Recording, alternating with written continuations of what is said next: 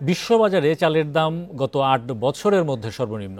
গেল বছরের তুলনায় সব ধরনের চালের দাম কমেছে ১৩%। জাতিসংঘের খাদ্য ও কৃষি সংস্থার প্রতিবেদনে এসব তথ্য উঠে আসে। তবে বিশ্বজুড়ে চালের দাম কমলেও বছরের ব্যবধানে দেশে দাম বেড়েছে প্রায় ১৬%।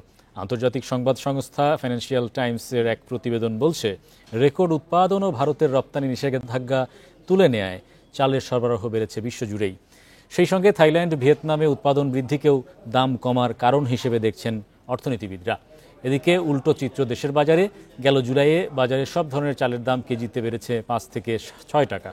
এমনকি চালের ভরা মৌসুমেও বাজারে দাম বেড়েছে। সংশ্লিষ্টদের মতে, সময় মতো আমদানি না করায় দেশের বাজারে কারসাজির সুযোগ বেড়ে যায় চালের দাম।